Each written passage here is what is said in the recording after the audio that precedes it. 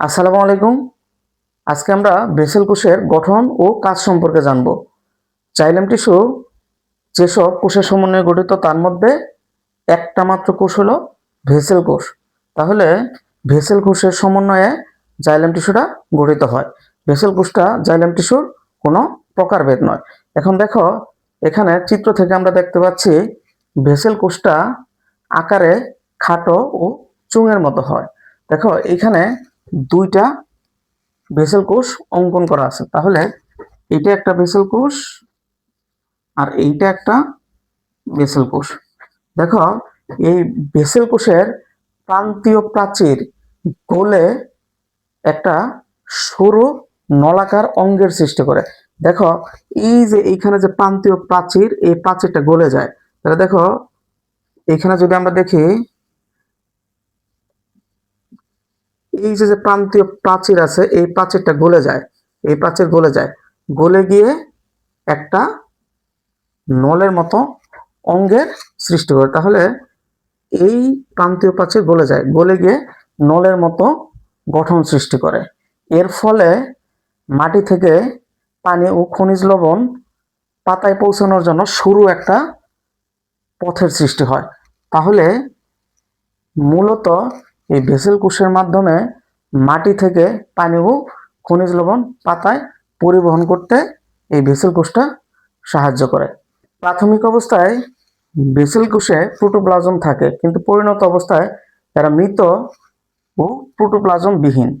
আর দেখো, এই যে ভেসেল কোষটা থাকে, ভেসেল কোষের যে কোষ প্রাচীরটা, যে প্রাচীর, এই প্রাচীরটা লিগনিন দ্বারা তৈরি হয়। এটা খুব শক্ত ও মজবুত হয়। আর এই যে পুরুত্বটা দেখতে বলয়াকার, সর্পিলাকার, সোপানাকার, কুপাঙ্কিত হয়। এখন বলয়াকার বলতে কি বোঝায়? রিং এর মতো একটা গোলাকার গঠন বোঝায়। আর এই ভেসেল কোষটা মূলত গুপ্তবীজ উদ্ভিদে পাওয়া যায়। গুপ্তবীজ উদ্ভিদ কারা? যেসব উদ্ভিদের বীজ ফলের ভিতরে থাকে, যেরকম লিচু, আম, এগুলো হলো কি গুপ্তবীজ উদ্ভিদ।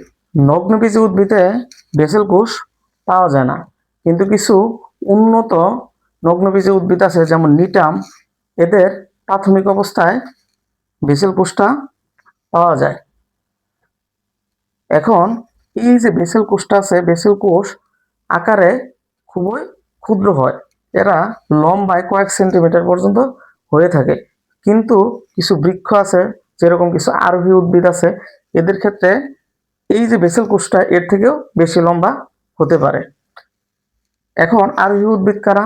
আরোহী উদ্ভিদ বলতে যাদের কাণ্ডটা নরম হয়, সোজা হয়ে উপরের দিকে উঠতে পারে না, অন্য কোনো আশ্রয় অবলম্বন করে উপরের দিকে ওঠে, তাদের কি বলা হয়?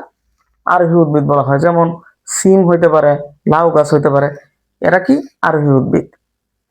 এখন আমরা ভেসেল কোষের কাজ জানবো।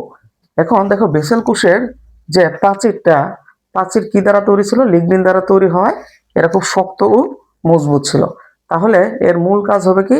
দৃঢ়তা প্রদান করা। ঠিক আছে, দৃঢ়তা প্রদান মানে কি? এই যে উদ্ভিদের যে মূল কাণ্ড, পাতা, এইগুলা শক্ত ও মজবুত হয় এবং সোজা হয়ে থাকতে পারে। আর আরেকটা কাজ হলো কি? এরা পানি ও খনিজ লবণ পরিবহন করে। তাহলে আমরা ভেসেল কোষ সম্পর্কে গঠন ও কাজ জেনে নিলাম। ধন্যবাদ সকলকে।